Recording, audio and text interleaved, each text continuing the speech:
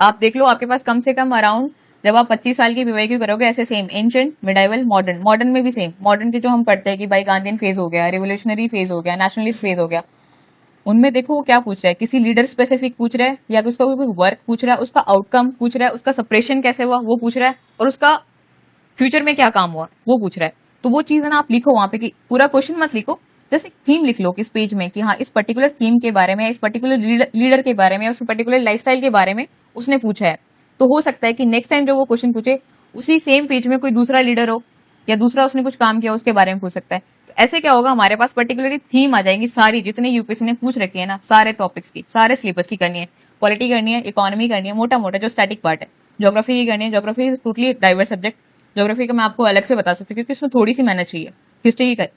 करनी है। ये सिर्फ हमारे पास आएंगी थीम, ये होती है। अब मेरे पास स्ट्रैटेजी का ये फर्स्ट फेज है, जब हम स्टार्ट करेंगे। अब मेरे पास थीम है, अब मैं उस बुक को हटाऊंगा, अब मैं पहले उस थीम को पढ़ूंगा कि अच्छा उसने ये पूछा है, उसने ये क्वेश्चन पूछा है और किस थीम में पूछा है। मतलब पहले क्या होगा, जैसे एक एग्जाम्पल लेके बताती हूँ आपको, जब आप 2008-9 के पेपर उठाओगे पॉलिटी के, तो वहां पे पीआरआई जो होता है ना, पंचायती राज इंस्टीट्यूशन,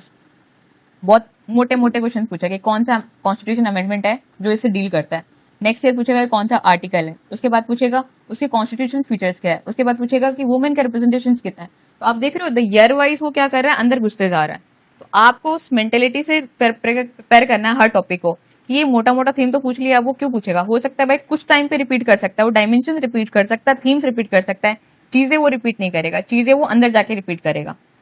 तो दिखेगा कि हाँ पीआरआई से क्वेश्चन है, सब बताएंगे पीआरआई रिपीट होता है, फंडामेंटल राइट रिपीट होता है, या पार्लियामेंट चैप्टर रिपीट होता है, पर वो किस अंदर तक, कौन से लेयर तक वो जा चुका है, वो होती है जब हम अपनी स्ट्रैटेजी स्टार्ट करेंगे कोई भी पढ़ाई की, तो उस लेयर तक जाके अपने को प्रिपेयर करना पड़ेगा, सारे टॉपिक, सारे सब्जेक्ट, सारे सिलेबस का हर पॉइंट। तो ये जब आ जाएगा ना, एक टॉपिक का हमारे पास कम से कम 200 से 250 थीम्स होंगी। मतलब ये तो मैं बहुत बेयर मिनिमम बता रही हूँ, 200 से 250। इससे क्या होगा कि आप स्टार्ट कर सकते हो, अपना पुश मिलेगा क्योंकि हाँ ठीक है मैं कर लूंगा। अब आपको आइडिया हो जाएगा क्योंकि आपको पता रहेगा ना कि पूछ क्या रहा है, मेरे को कुछ नया नहीं लगेगा। जब वो थीम्स में पढ़ने जाऊंगा, जब मैं आवर पास्ट की बुक उठाऊंगा, मुझे पता रहेगा कि अच्छा यहाँ पे। आपको एक और एग्जांपल बता दूं, जैसे कि हिस्ट्री की स्पेसिफिकली जो बुक्स होती है ना, उसमें जो फोटो चिपकी होती है स्टार्टिंग से लेके एंड तक, हर फोटोज के एंड में पढ़ना आप, नीचे में किसने लिखा है, इस साइड में किसी पेंटर्स का नाम पता होगा। ये पता है बहुत इंटरेस्टिंगली पढ़ना, ऐसे नहीं पढ़ना कि मेरे को बोझ है, बर्डन है, किसी ने बता दिया तो मैं पढ़ रहा हूँ क्योंकि पेपर में क्वेश्चन आएंगे, नहीं, इंटरेस्ट से ढूंढो। एक बार क्या हुआ सर, 2021 का आई थिंक कोई क्वेश्चन था हिस्ट्री का, तो हम ऐसी पेंटिंग के बारे में डिस्कशन कर रहे थे और उसके नीचे में 3-4 पेंटर्स के नाम लिखे होते, that question comes in the exams.